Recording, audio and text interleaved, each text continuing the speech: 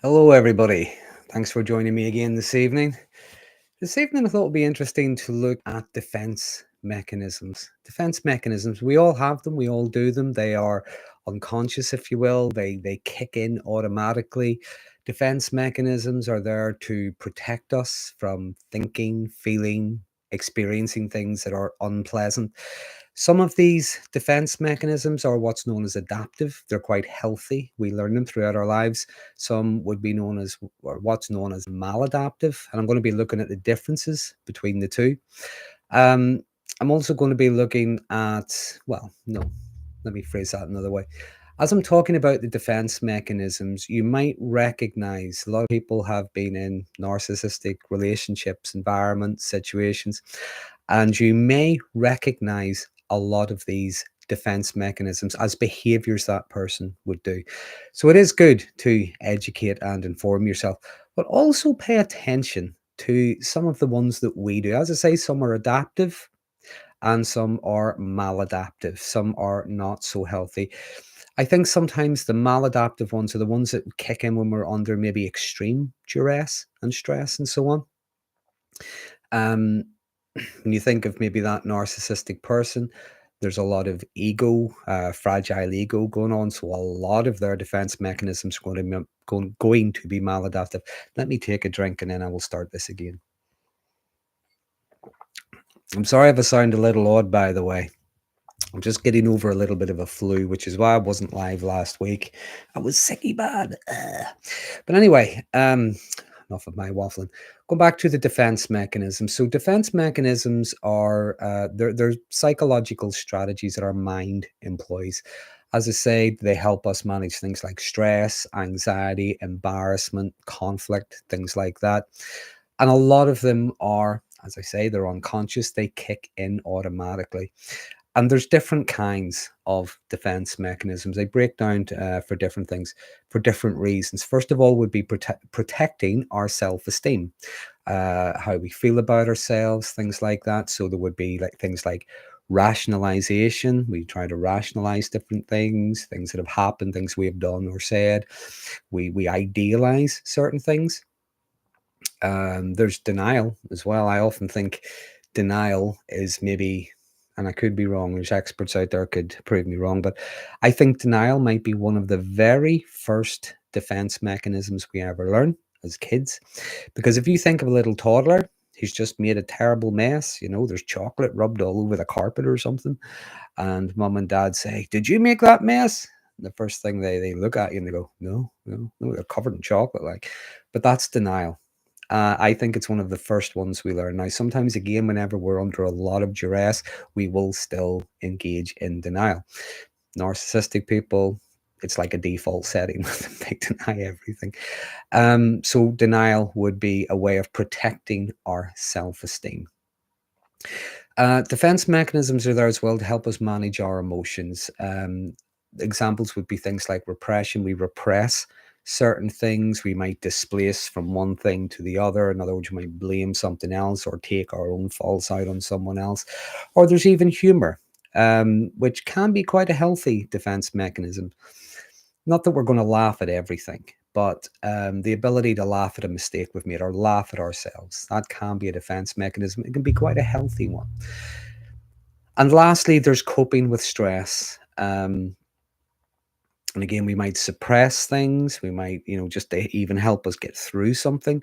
We're not going to suppress it in the long term. It's still going to have to be dealt with at some point. But in order to get us through something, we may suppress what it is we're feeling in that moment. Um, we might be feeling a little helpless, a little powerless. We're not sure what's going on with us, but what we might do is we might be a little helpful, altruistic, whatever, to other people. We might help other people out. There's something quite, being able to help ourselves vicariously through helping other people. So that could be something of a defense mechanism. So looking at the different reasons, okay, so protecting our self-esteem, managing difficult emotions, and coping with things like stress, conflict, and things like that. So again, looking at the kinds of defense mechanisms, I mentioned things like denial being one of the first ones we ever learn, be what's known as a primitive defense mechanism. These are the ones that we learn at a very early age, and sometimes they stay with us as we grow older, but they don't really kick in much. Again, we learn them throughout the years, throughout the ages, as we interact with other people, we become a bit more confident and things like that. But the first one, as I mentioned, would be denial, which is really just not accepting reality. It's a denial of reality, if you will. It's a way of dealing with painful consequences, if you will. There's projection. That would be another one that we learn very young, and that's whenever we project onto other. Just hit me, Mike. That's whenever we project onto other people. Again, if you think of the narcissistic people in your life, there is a lot of projection, a lot of accusing other people of doing the very things they do themselves. And what projection often involves is attributing one's own unacceptable thoughts, feelings, behaviors onto others. Okay. There is also what's known as splitting.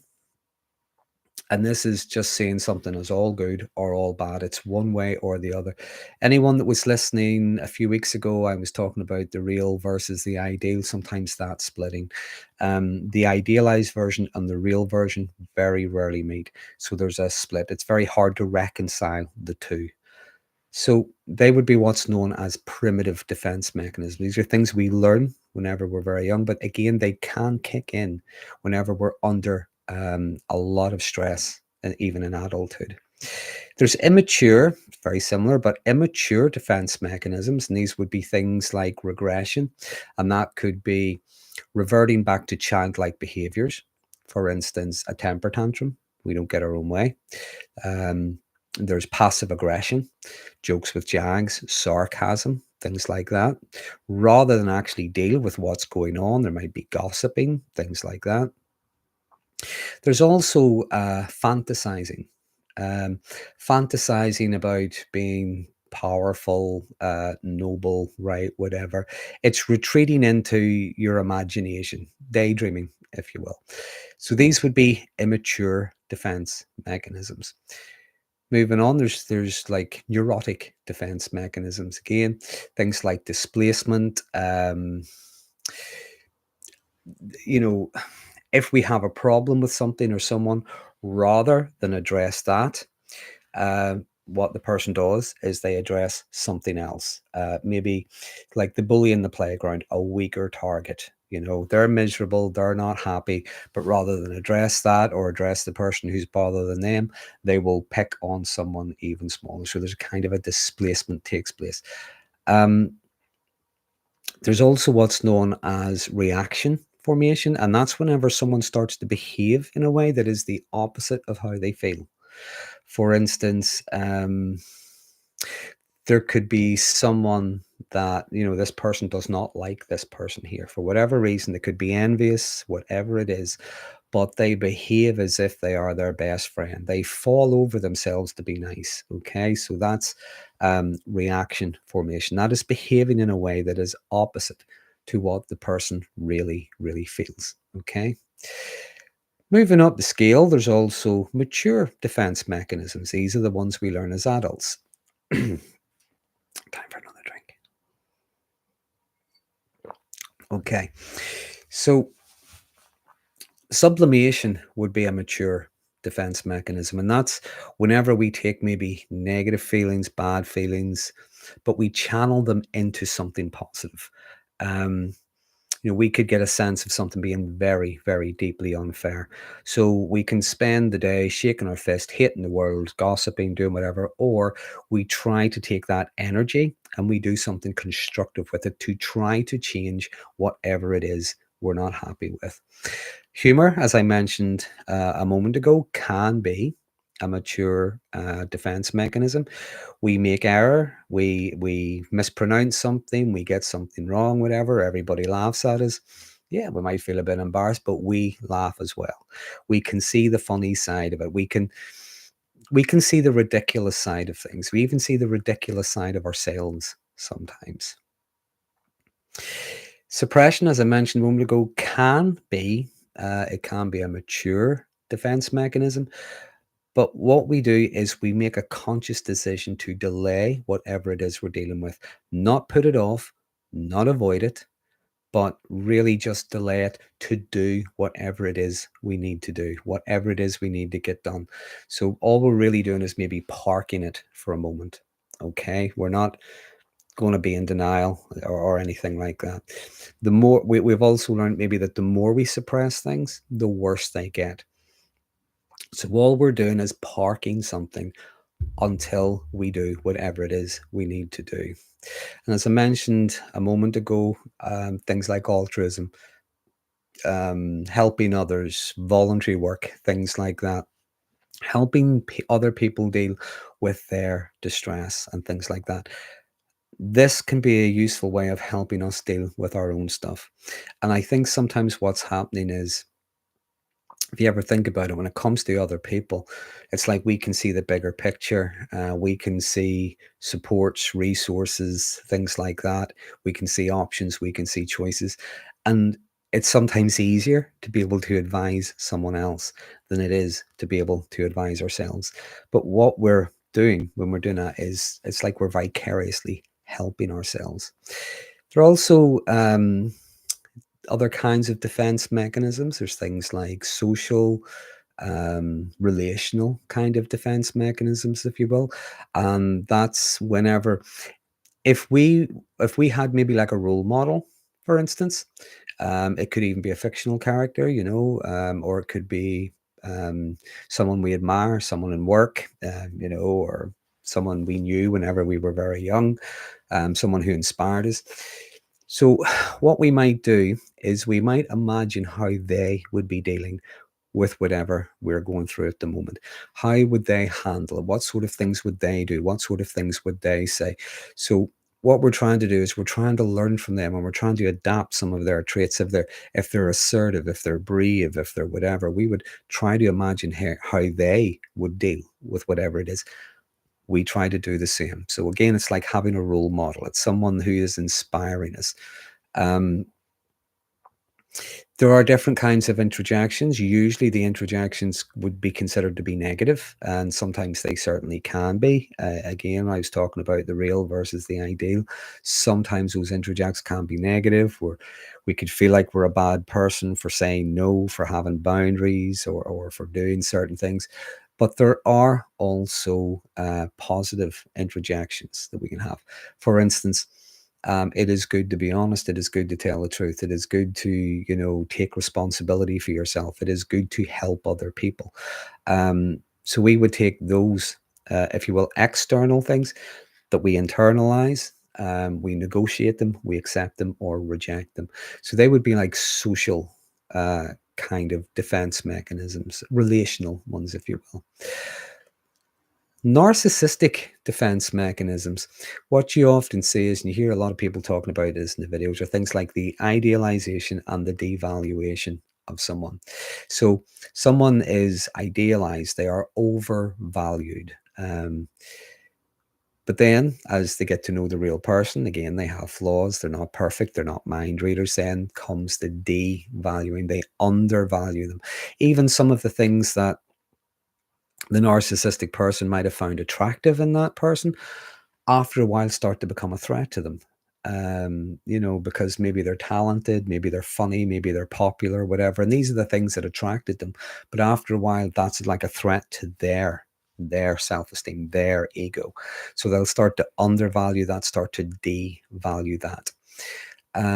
But they do that to try, as a defense mechanism, to try to maintain their own sense of superiority. Narcissistic people do not do humility well. Okay. They don't like the thought of other people being able to do things or knowing things that they can't. And they certainly don't like sharing the spotlight, which is why you get sometimes a lot of sabotaging behaviors and so on. The grandiosity as well, a lot of that behavior is defensive, if you will. They're trying to defend that fragile self-esteem. They inflate their own sense of importance, their own sense of value, often to compensate for their insecurity. Again, they don't want to have to share the spotlight, and they don't like to be challenged and things like that. Going back to what I was saying earlier on about their projection, that's the other thing they do. All of their own negative qualities, or the negative qualities they don't like in people in general, they will just project onto someone, onto their target, onto their partner, onto their friend, whoever it is.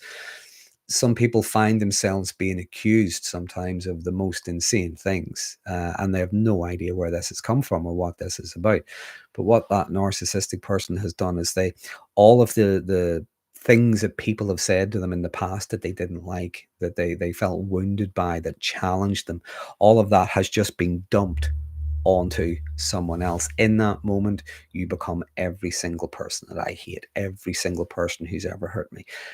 People get very confused by that, where these strange kind of bizarre accusations come from.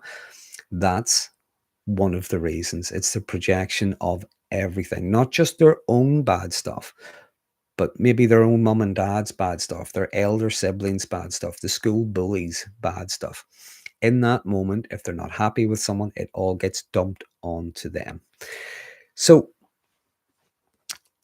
they're just some of the different kinds of defense mechanisms, and some of the reasons behind it, the different types. Um, Largely, when you're looking at defense mechanisms, if I break them down into different ways, first of all, there's externalizing. In other words, the fault lies outside of me. It's like the expression I use in my video. A lot of people have picked up on this. It's like wetting the bed and blaming the blanket. Okay. The fault lies outside of me. Okay. So that's externalizing.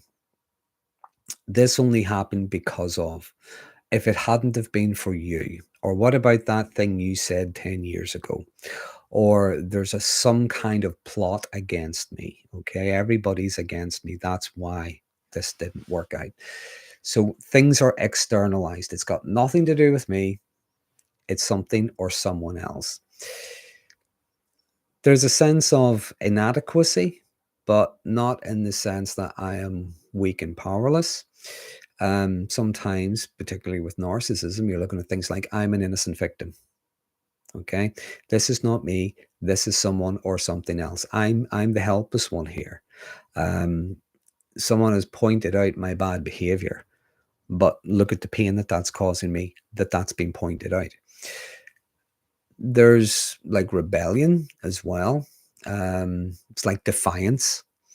I will not submit to this. I will not submit to your morality. I will not submit to your version of events, even if your version of events is reality. I'm not going to submit to it. I will not give you that power over me. There can be cynicism. Um, Everything is at fault. Life is at fault. The world is at fault. The stars are aligned against me. Cynicism. Nothing's good. Everything is wrong. Everything is unfair. Things like that. Again, going back to the projection. It's not my fault. It's your fault. It's the blanket's fault. It's what Dave said to me in school 15 years ago. It's his fault. Everything except taking responsibility. So these are all different forms of externalization. Okay. There is also blind spots. And a lot of people find, now again, we do this ourselves from time to time whenever we're really, really under duress and so on. But there are blind spots in the sense that if I don't look at it, it'll go away. And if I don't talk about it, it's not there. Make sure no one else brings it up either. Because the last thing I want is to be reminded that this is real. So they're blind spots. If we don't talk about it, it's not real. If we don't point it out, it's not there. So what happens is the person keeps on doing what they're doing, but it's like you're not allowed to bring it up. You're not allowed to talk about it. And quite commonly, you will say again, narcissistic people, certain words, you're not allowed to use words because they will claim they are triggering or whatever.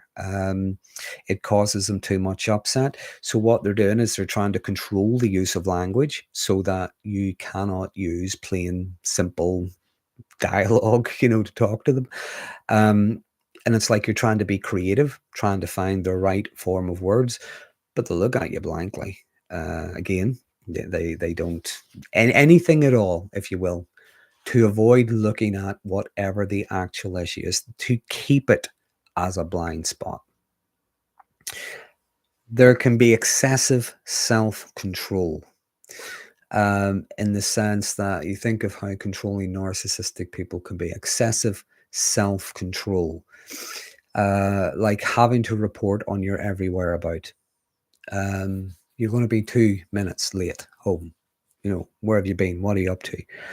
Um, Constantly, being text or rang every few minutes or whatever, expecting access to your private details, your social media and things like that to check up on you. And a lot of the time they will do it to say it is because of their own anxiety. Now, maybe it is their own anxiety, but the thing is, it's up to them to deal with their anxiety. The more control you give someone over your life, you're not really helping them. All you're really doing is giving them more and more control. It doesn't alleviate it as such. Now, difference is you might have someone with a lot of anxiety, yes, and maybe you can help them to a certain degree, but where that's being used in order to coerce and control, not so much. All you're really doing is giving them a sense of control. You're not actually alleviating anything or helping them. So there can be excessive self-control, or excessive control. Control over their environment as well, diet, clothes, what other people are wearing, who their friends are, uh, what time the TV goes on at, what time it goes off at, what programs are watched. Um, the belief that if they don't have control, like I say, if they don't have control, that's going to bring up far too much distress for them. So it's like the world has to tiptoe around them and give them what they want rather than them have to learn to deal with their issues and their triggers and so on. A very common one is elusiveness and confusion. And it's very similar to the blind spots, just another, if you will, it's another way that manifests. Like you're talking to someone and again, you're being plain, simple English, you're explaining something, but they're looking at you blankly. I don't understand. What was the question?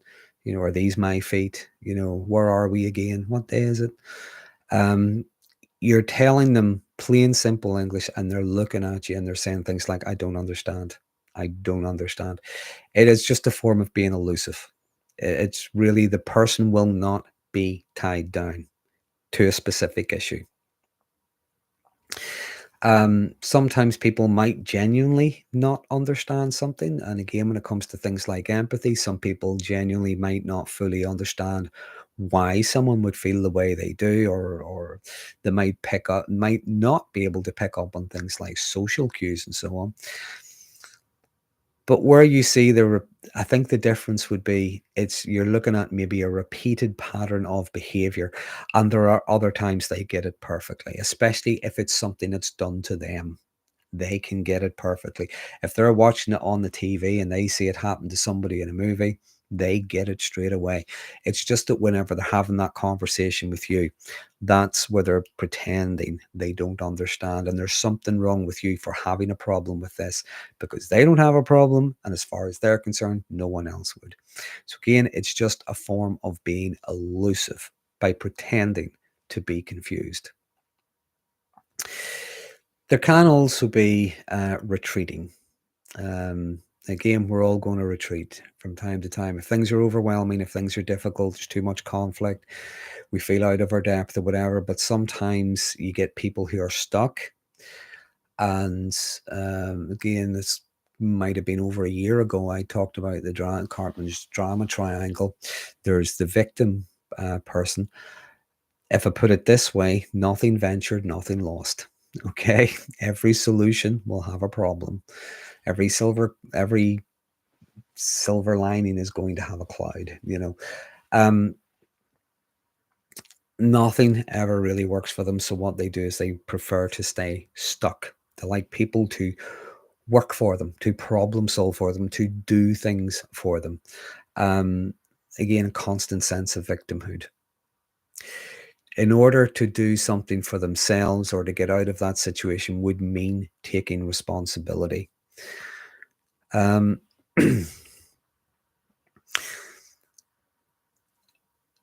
It is a defense mechanism, but it is also a form of manipulation, just like some of the ones I've mentioned, and that's a lot of suffering.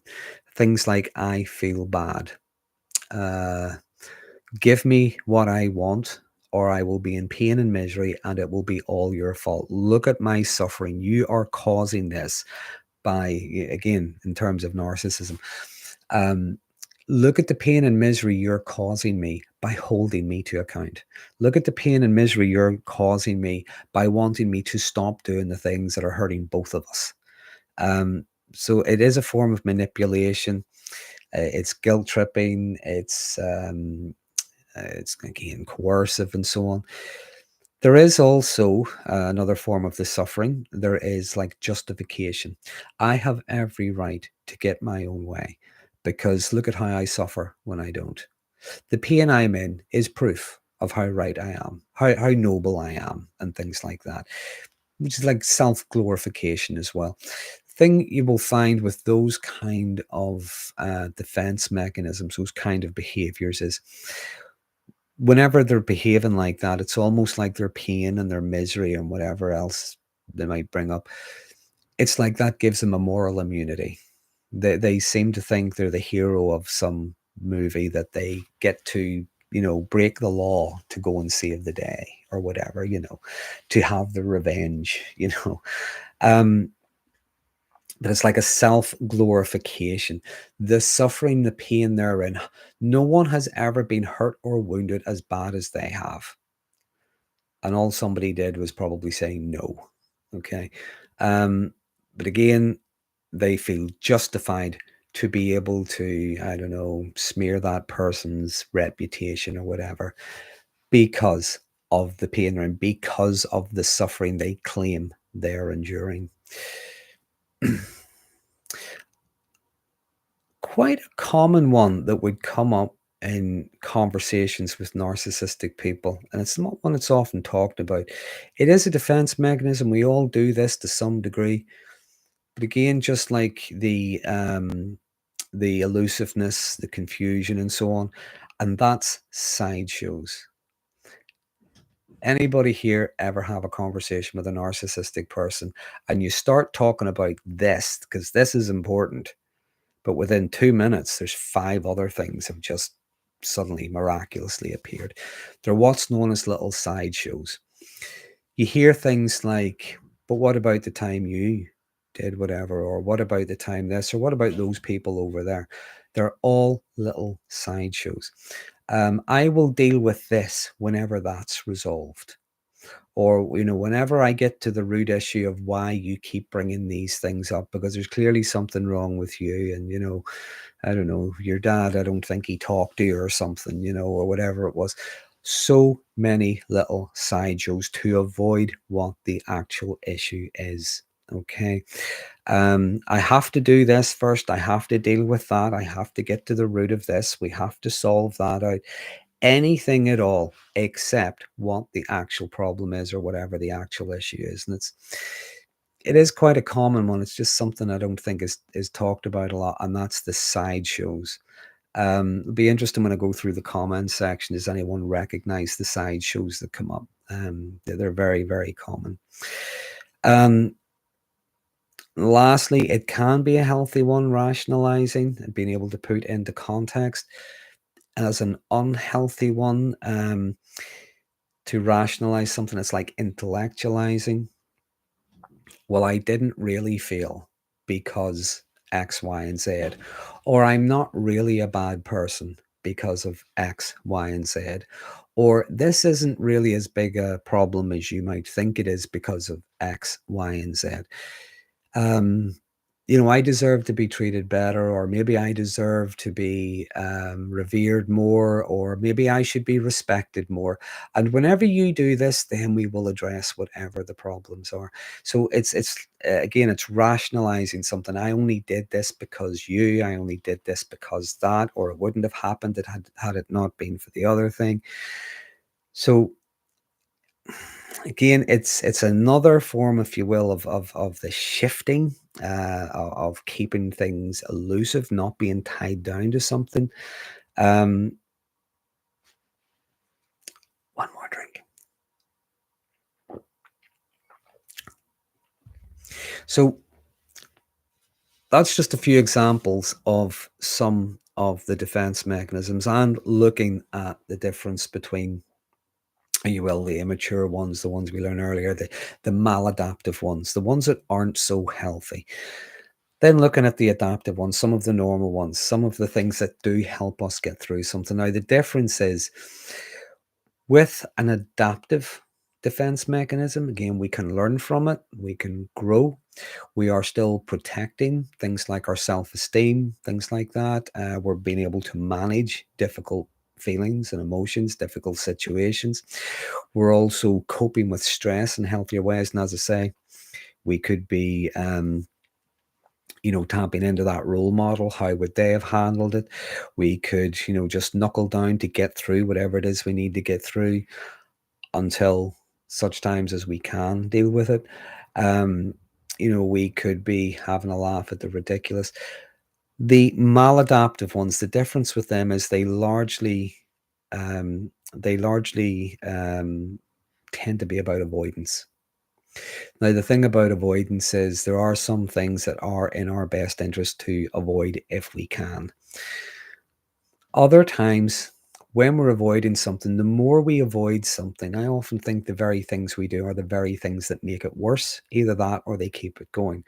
So again, you think of the maladaptive defense mechanisms that you might find with narcissistic people.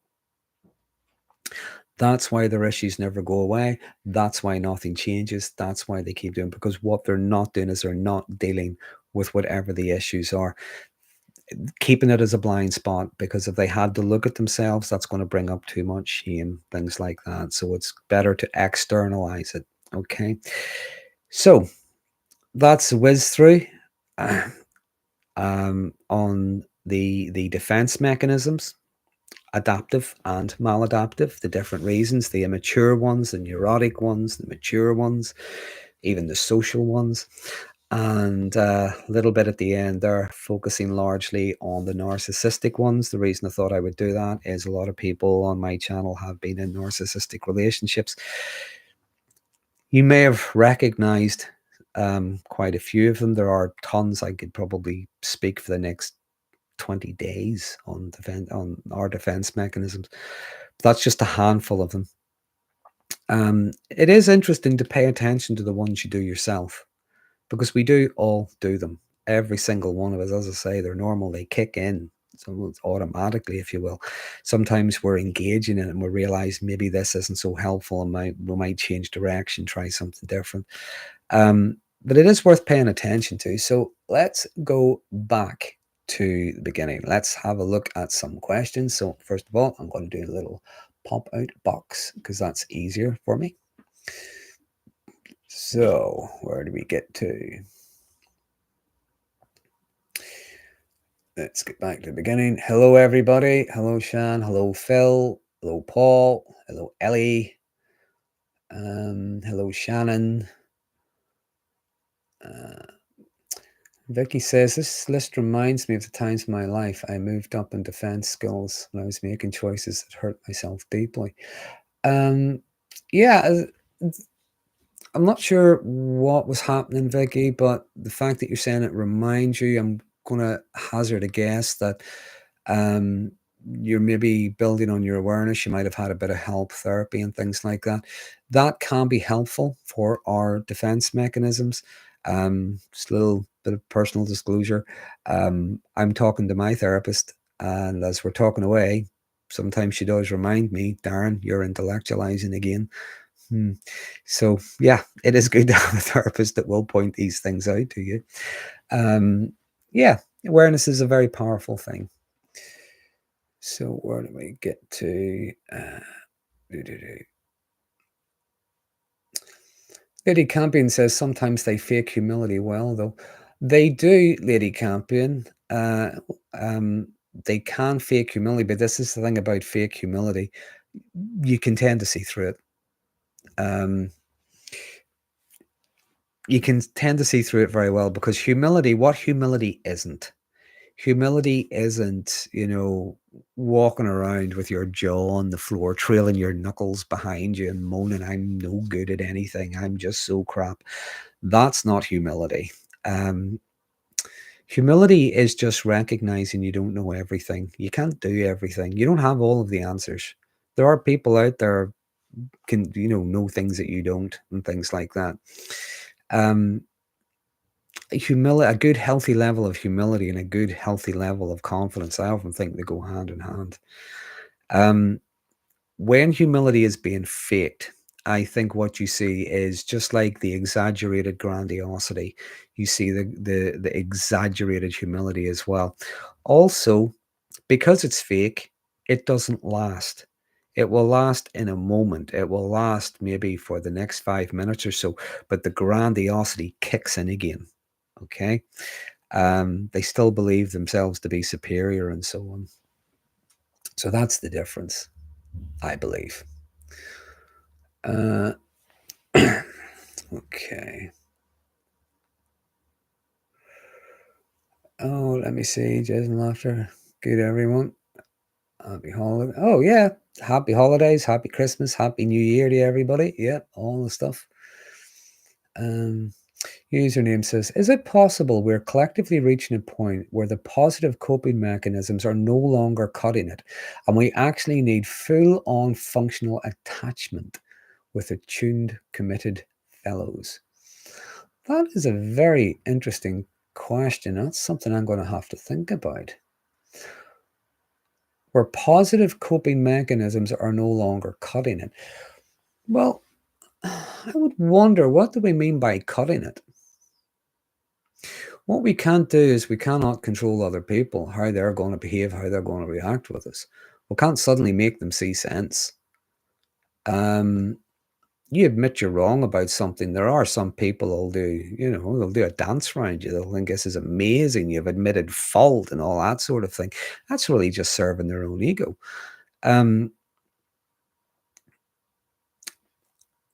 I think I might be wrong when I say this, so I hope you get what I'm saying. I hope I'm articulating this properly. I think when it comes to our own healthy kind of defense mechanisms, we're looking at things like integrity.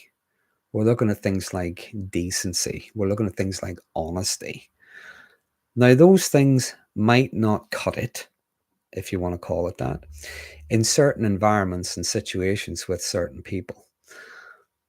That being said, would those be the kind of people you would want to cut it with anyway? So maybe there's something to think about. Only when externalizing. Yeah, externalizing is a very, very common one. The fault always lies outside. It's because of this thing. It's because of that person. It's because of the other thing. It's because of what happened. That episode of Friends back in 1998. Whatever it was, it's always something or someone else. Okay. Jazz and Laughter, great news. Actually, I would agree, Lady Campion. Jazz and Laughter is a great username. I think people's usernames are amazing. They're so creative. Someday I'm going to say something about somebody's username, and they're going to be sitting at home going, "But that's my real name." But yeah, okay. Where did we get to? Stonewall's cavalry came again. I'm not sure what that means or what Stonewall is. Oh, there's an organization called Stonewall. I'm not sure what the context is. I might have missed what came before that. Let me see. Merry Christmas, everyone.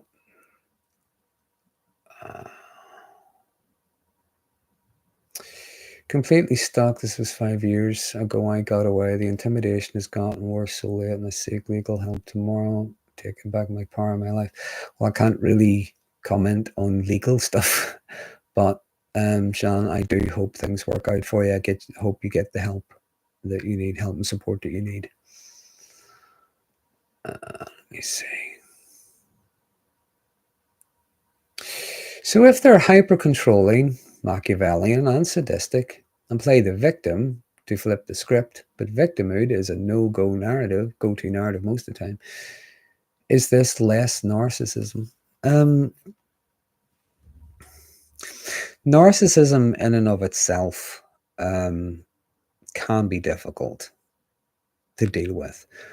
When it's co-occurring with those things that you've mentioned, such as the Machiavellianism and the sadism, even the psychopathy, then it's a very, very unhealthy, toxic cocktail. You have callousness. You have a lack of regard for the rights of others, the well-being of others. There's parasitic kind of lifestyle. There's cruelty, inflicting cruelty and misery either just for their own joy, or in order to dominate and control. And there's been extremely manipulative, sneaky. The end justifies the means. All of that with the narcissism that believes they're entitled and have every right to do so because they're special and amazing. So it's a very, very dangerous, toxic combination. Let me see. James Max says, hello, James. Evening, Darren. I enjoy your videos. Having worked with a family member for over a decade who was a narcissist, finally got out. Felt like I was released from prison. Will take a while to recover. Take whatever time you need.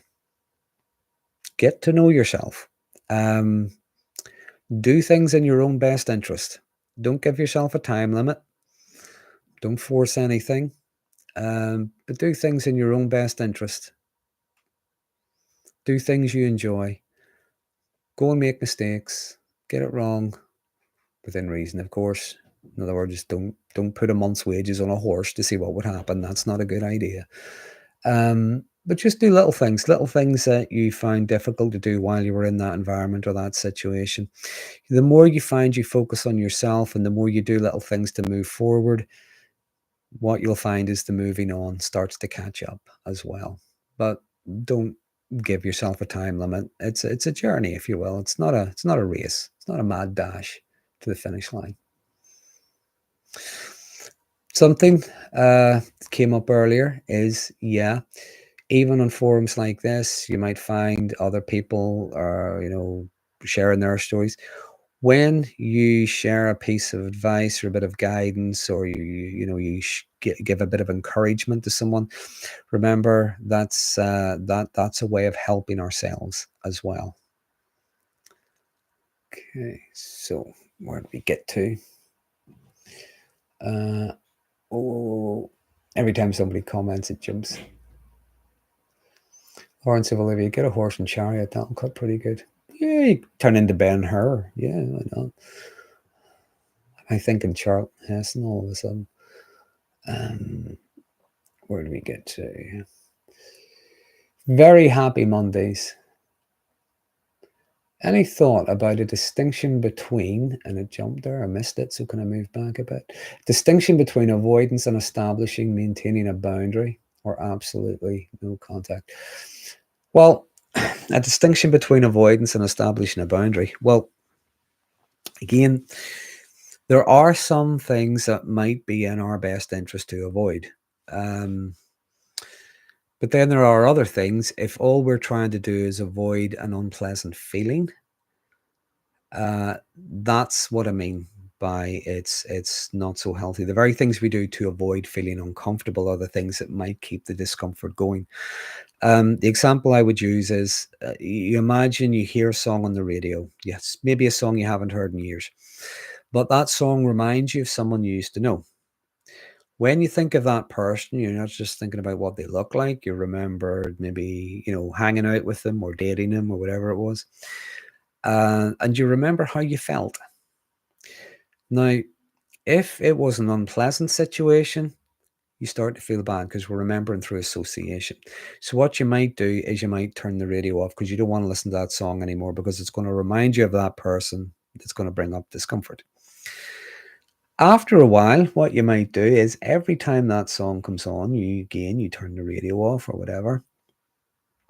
But after a while, it's not that song. It could be anything by that singer. because anything by that singer is going to remind you of the song, which will remind you of that person. So after a while, it's not even anything by the singer. It could be anything from that genre or anything from that era. So, if you will, it just moves from one thing to the next. We're constantly trying to avoid our triggers and things like that, the things that bring up our distress. And the more we do that, the more uncomfortable it becomes. In other words, if you will, the net starts to widen. There are different things you can do. I mean, even when it comes to that song, there may have been memories of that song before you met that person, or there could be other associations with that song. Or even if that song and it's not something you like, well, that's okay. You listen to the other songs. Again, you start to form new associations. But the more we try to avoid things that are uncomfortable, the more uncomfortable things become. It's one of the things that you do in therapy is you look at the things that make you feel uncomfortable and understand why they make you feel uncomfortable. And then what you do in very small, safe, measured ways is you expose yourself to those things that make you uncomfortable. And what you do over a period of time is you start to find your comfort zone widens. You start to become a bit more confident. You start to become a bit more courageous. But that is something that's going to take a bit of time. It's going to take paying attention. And you're going to have to do it of your own volition, of your own accord as well. What you cannot be doing is you can't be forced into it. So there are other things, though, that are in our best interest to avoid. In other words, every time you meet someone, the person, I don't know, they steal from you or something. I don't know. But it's a very, very unpleasant experience. In which case, why would you even be in their company in the first place? And if you do have to be in their company, you make sure it's measured, it's guarded, or whatever it is you have to do. I'm not sure if that answers your question or not, the difference between avoidance and setting a boundary. If you're setting a boundary, the boundary could be to avoid something unpleasant. But as I said, that could be in your best interest, depending on what it is, of course, depending on the person, depending on the situation. Where did we get to? Move down a bit. And vice versa. The truth doesn't matter. Thank you, Darren. I've been at the point, yeah. Take my own power back and put down some boundaries, which is something we all need to do. Rob, thank you very much. 69-year-old high-functioning autistic here. My experience is narcissists like to impose maladaption on their targets. That's an interesting one, Rob. Yeah, their maladaption, they impose them onto their targets. Again, it's like another form of projection, isn't it? The stuff they're not comfortable with in themselves, they dump out on the others. Even their own maladaptive kind of coping strategies, they will impose those on others. If I put it another way, they will blame others for doing the very things they do themselves. Yeah, if they just tell lies to weasel out of something, even if you hit them with reality, they will claim you're weaseling out of something. There's a guy I used to know. Whoa, boy. This guy, he was like, I could only describe him as like he was a real life sitcom. You know, if you looked at it from the outside, it was hilarious, but in that environment, it wasn't so healthy. He used to talk about things and think about things with such certainty. And there was no talking with him, there was no negotiating with him, you couldn't reason with him. His answer would always be, "Don't lie, I know." He would accuse you of something crazy, you know, something insane, and he would be doing it from his own perspective. It's just the way he saw the world, and it's the way he would see things. So he assumed everyone was the same.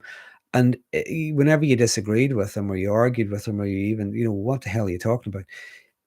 His answer was his own defense mechanism to shut things down, to shut down the conversation. He would just say, "Don't lie, I know." You can't really go anywhere with that, So again, yeah, he would be imposing his own stuff on the other people, assuming everybody else saw the world the way he does, and the way he thought about things was to him reality. He was not open to any other kind of information. So where do we get to? When fake humility linked to grandiosity and superiority. Yep, that's pretty much what it is. It's usually the fake humility is really just to gain attention or something, or I don't know, get someone in the false sense of security or something. I don't know. How can you tell them that they're being too entitled? It depends on who it is. Depends on what the situation is. It depends on how open are they to reality, I guess.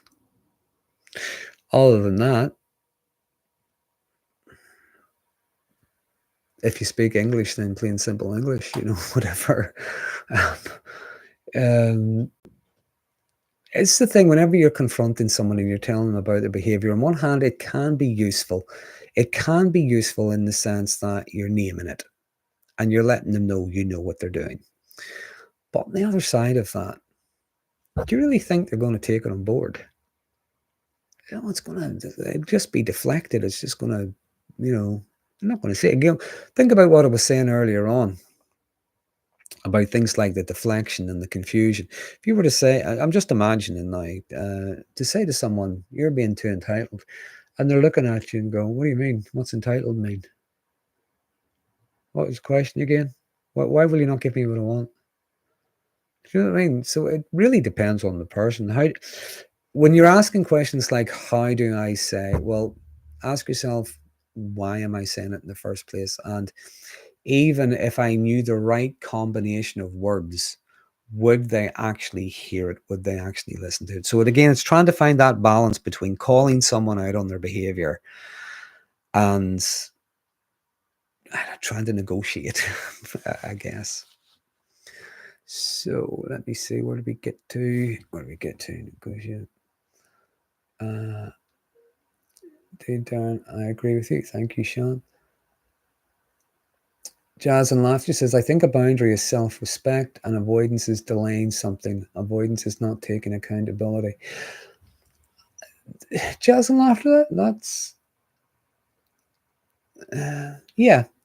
If what you're saying there, if I put it this way, it's like, imagine you have to have a difficult conversation with someone. Do you ever notice there's no such thing as a good time for difficult conversation? We will always put it off if we can. It's coming up to the holidays. It's someone's birthday. They're having a hard time in work. It's a Tuesday. We will always try to put it off. We will always delay it. But the longer you put it off, the harder it gets. So, yeah, the boundary is the self-respect, and it's recognizing it is a difficult conversation, but being honest with ourselves as to what makes it difficult, because we could be saying something and we're afraid of the consequences. And we don't want to hurt someone's feelings. We don't want to overly accuse somebody. We want to maybe address something. And we're finding it very hard to do that without someone taking it as a personal slight. So there could be a lot of different reasons. We could be fearing rejection and things like that. So if we had an idea, if we had an understanding as to why we're trying to avoid it, but then what we do is we need to have the conversation anyway. We think about what it is we want to get from it. What is it we're trying to fix? What is it we're trying to resolve? So we focus on the outcome. The avoidance would be just trying to avoid that uncomfortable feeling of having to have the conversation, or avoiding that person's reaction when I'm having the conversation. Get to what might one consider to identify flying monkeys as clearly as the narcissist, specifically in situations where mutual friends are not demonstrating obvious signs and don't see the narcissist. But you see, this is the thing about a flying monkey. We assume that a flying monkey is somebody who is in the narcissistic person's employ. They are an agent. They are doing something for them.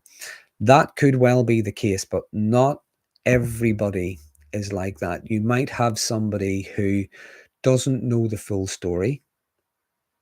They think they're doing something to help you both. So they could be naive. Okay, they don't fully grasp, but they don't know the full story. Then you would get some who are afraid, because if that person is very, very toxic, they might be enabling them, helping them, supporting them, but that's because they're afraid in case that vindictiveness gets turned on them. And then you just get some people who they're every bit as bad. They love the gossip, they love the drama, you know. It is very hard to identify. Um, if you know someone well enough, if you have an idea and you know someone well enough, it might be easier to discern. I mean, strangers online and things like that, we're probably not going to know, or even just a wider circle of people within the workplace. If we don't know everybody, we might not always know. Um, it's just about discernment, I guess. Um,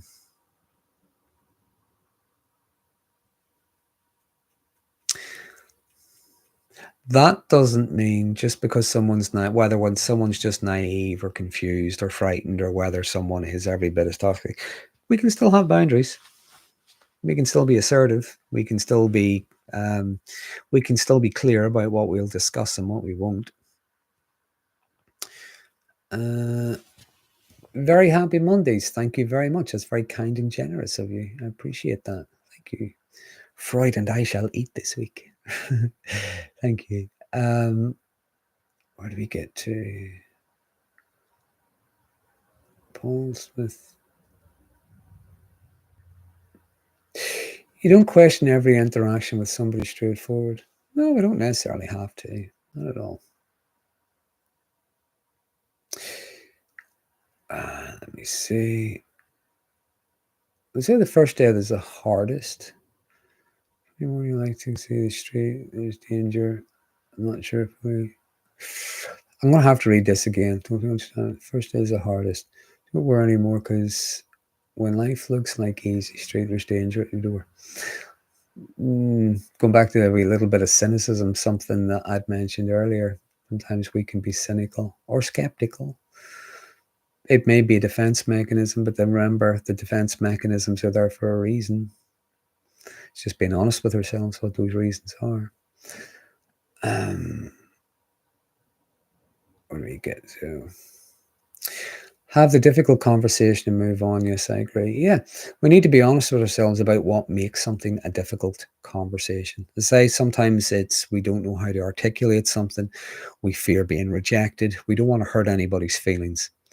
It could be any number of reasons, but we need to be honest with ourselves about what what it is that's going to make it difficult.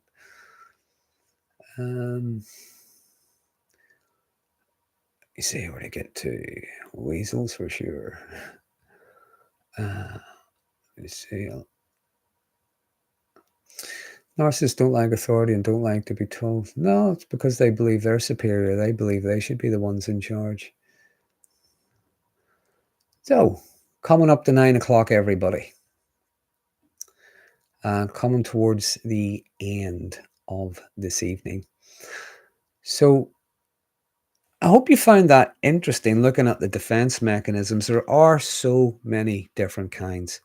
And we do them for a variety of different reasons. But remember, the three main types, it's protecting things like our self-esteem, how we believe others see us, our ego and things like that.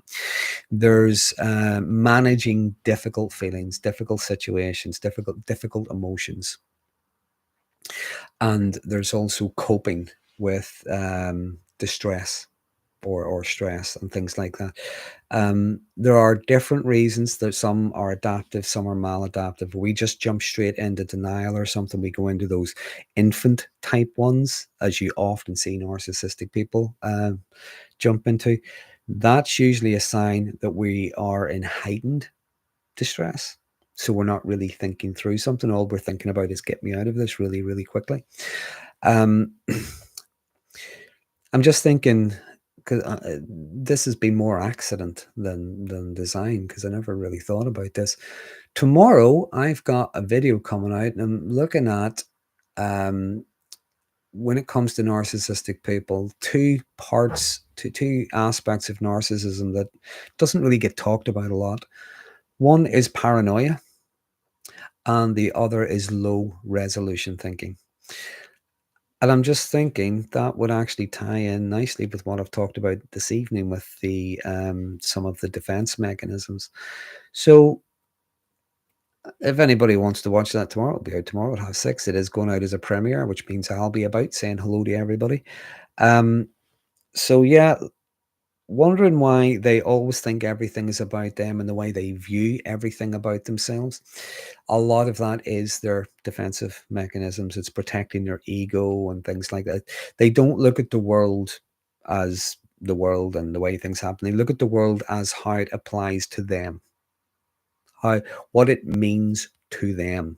It's like whenever you're talking to them, they're not necessarily listening to every word. Now, they might be listening because they want to pick up on certain things, but they're more looking to see, how do I look to you? How are you looking at me as we're talking here? You know, are you admiring me? Are you disapproving of me? You know, whatever it is. But also while they're doing that, their eyes are probably looking at other people in the room as well. How are these people seeing me? How are these people looking at me as we're interacting here? So they view everything through a very sort of like self-perception kind of filter, if you want. It's always about what it means to me and how I look and how I'm coming across. So what you often get is a lot of paranoia, which again is why a lot of the accusations and so on, they speak with such certainty about something that makes absolutely no sense to you.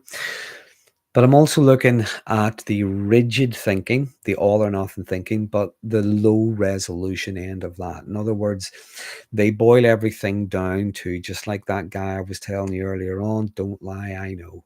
You know, that was his answer for anything. I don't have to look at any other information. I don't have to accept any other information.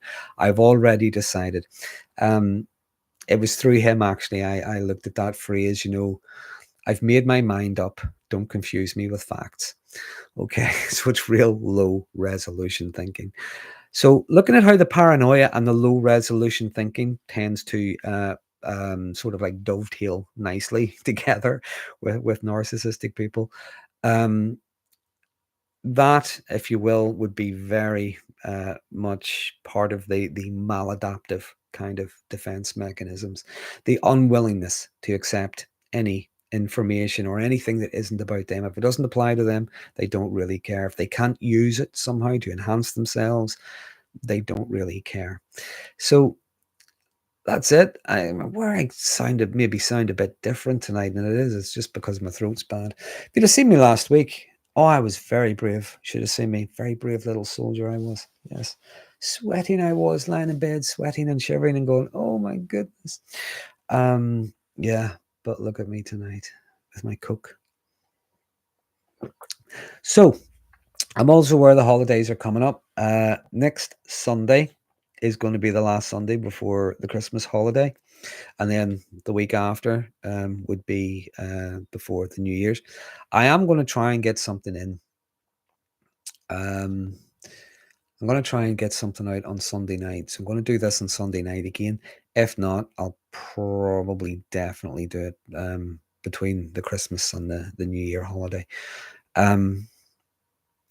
What I was going to do, just to see what anybody thinks, because I'll generally talk about what people want me to talk about, unless I think something's interesting, you know.